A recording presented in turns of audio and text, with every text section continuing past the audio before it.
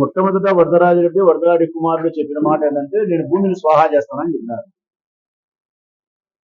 ఒక 2 గంటల తర్వాత ఎంఆర్ ఆఫీస్కి పోయిన తర్వాత ఏం చెప్పినారంటే భూమిని స్వాహా కాదు, దేవాదాయ శాఖ భూమిలో రోడ్డు వేసినాడు అన్నారు.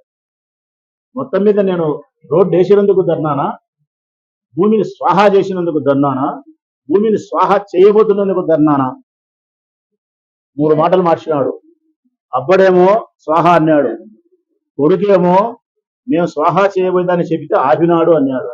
మళ్ళా 2 గంటల తర్వాత అబ్బడేమో రోడ్డు వేసినాడు అన్నాడు. దీన్ని బట్టి ప్రజలకు ఏమర్థమైంది?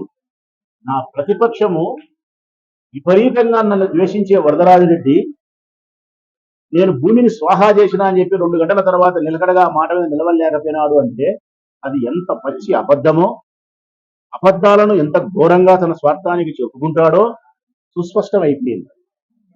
ఇప్పుడు నేను నిన్న చెప్పినా ఇప్పుడు సత్యము చెప్తానా, భూమిని స్వాహా చేయడం కాదు, భూమిని ప్రజల కోసం సౌకర్యం చేసిన.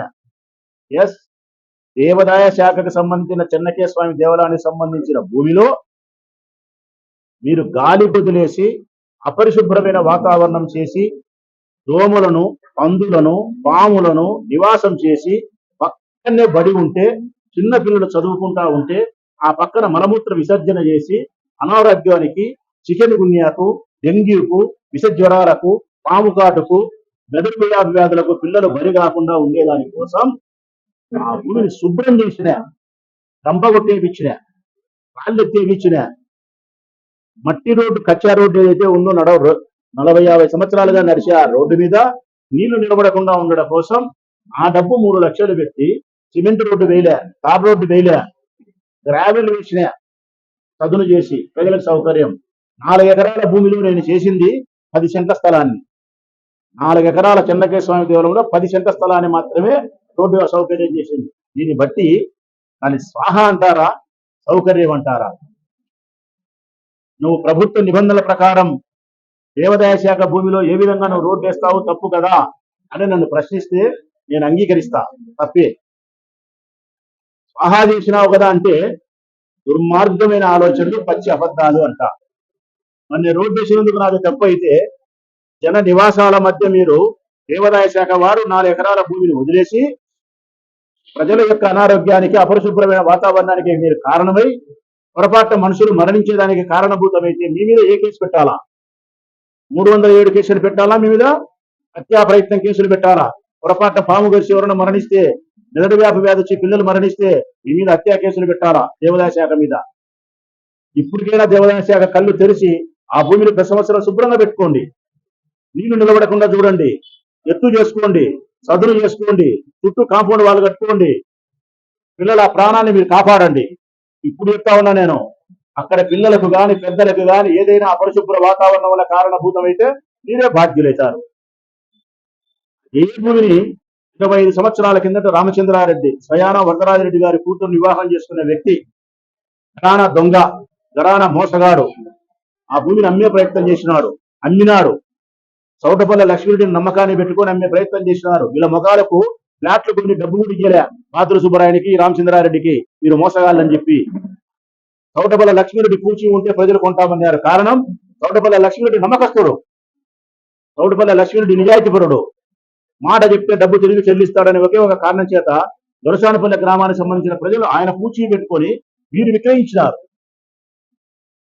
అది తర్వాత పత్రికలు రాసి అల్లరైతే ఆ భూమి మళ్ళీ వారి దేవాదాయ శాఖ ఆధీనంలో ఉన్నప్పుడు తిరిగి ఆ లెక్కను ఇవ్వాల్సి ఉంటే వీళ్ళు డబ్బు కూడా సక్రమంగా కట్టకపోతే మీ ముఖాలకు పూచిపడిన లక్ష్మీరెడ్డి మీ తరఫున డబ్బు చెల్లించగలిగినాడు. దొరసానపల్లిలో మీరు విక్రయించినటువంటి పత్రాలు మా దగ్గర ఉన్నాయి. దొరసానపల్లి గ్రామంలో 100 మందితో నేను మీకు సాక్ష్యం చెప్పించగలుగుతా ఈ భూమి అమ్మే ప్రయత్నం చేసినాడని రామచంద్రారెడ్డి. ఘరానా దొంగ రామచంద్రారెడ్డి. వరదరాజిరెడ్డి కుటుంబం భూ స్వాహా చేసేవాళ్ళు. వరదరాజిరెడ్డి కుటుంబం ఆస్తుల కోసం అన్యాయంగా బ్రాహ్మణులను హత్య చేసి సజీవ దహనం చేసి 100 కోట్ల విలువ చేసి భూమిని స్వాహా చేసినారు. డిఏడబ్ల్యూ కాలేజ్ సంబంధించిన దానికి నువ్వు పైరవీ చేసి 3 ఎకరాలు తీసుకున్నావు. ఎవరి అబ్బని సొమ్మని తీసుకున్నావు నువ్వు?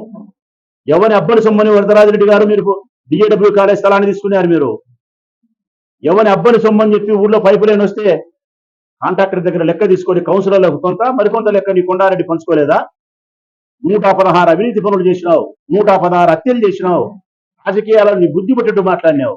నీకు ఓటు వేస్తే ప్రజాస్వామ్యం గెలిచింది. నీకు ఓటు వేయకపోతే ప్రజలు దొంగ నా కొడుకులు, ప్రజలు డెకాయిట్ నా కొడుకులు, ఎవరు లెక్కిచ్చా నా కొడుకులు ప్రజలు వాళ్ళకు ఓట్లేస్తారు. ఈ నా కొడుకులను మీరు రాజకీయాలు ఎవరు చేస్తారని చెప్పిన నీ మాటలు అన్ని కూడా వైరల్ అయినాయి. ఇంకా మా దగ్గర వీడియోలలో నిక్షిప్తమై ఉన్నాయి. రేపో మాపో ఎల్ఈడి స్క్రీన్ పెట్టి ప్రదర్శిస్తా నేను. నీకు ఓటు వేసినప్పుడు ప్రజాస్వామ్యం గెలిచింది, నీకు ఓటు వేయనప్పుడు మాత్రం ప్రజలు దొంగ నా కొడుకులా, ప్రజలు డెకాయిట్లా. 5 సార్లు నీకు ఓటు వేసినప్పుడు మాత్రం ప్రజల మీద నీకు అంత ప్రేమ లేదు, 2 సార్లు మాత్రం ఓడిపోయినప్పుడు మాత్రం ప్రజల మీద నీకు వ్యతిరేకత. మన 5 సార్లు నీ చేతిలో ఓడిపోయిన వాళ్ళు ఏం మాట్లాడాలా? అంటే జీవిత పర్యంతరము నీకు 10 సార్లు పెట్టి 10 సార్లు ఓటేసే ప్రజలు మంచోళ్ళు, ఒకసారి వేయకపోయి 4 సార్లు వేచే చెడ్డోళ్ళా? రాజకీయాలలో నువ్వు రమణారెడ్డిని గుండా అంటావు, రౌడీ అంటావు, మళ్ళీ అదే రమణారెడ్డి దగ్గర పోయి సాయం కావాలంటావు. లింగారెడ్డితో కొట్లాడతావు, అశక్తుడు అంటావు, శక్తి లేని వాడంటావు, మళ్ళీ లింగారెడ్డి సాయం కావాలంటావు. సురేష్ గారిని మీరు మండలానికి తక్కువ, పంచాయతీకి ఎక్కువ అంటావు, మళ్ళా వాళ్ళ ఇంటికాడ పోయి కాయలు కాస్తాను. ఎవరితో ఈ ఊర్లో నువ్వు రాజకీయాలలో చేతులు గడపలే, ఎవరితో సేకరించే ప్రయత్నం చేయలే. రాజకీయాలలో నీ ఎంత అనైతికమైనటువంటి చర్యలు కానీ, భ్రష్టు పట్టినటువంటి నీ ఆలోచన విధానం కానీ, ఈ ప్రొద్దుటూరులో ఉండే భావితరాల రాజకీయ నాయకులకు నువ్వు రోల్ మోడల్. చెడ్డతనానికి, ప్రజా వ్యతిరేక విధానానికి నువ్వు ఒక రోల్ మోడల్.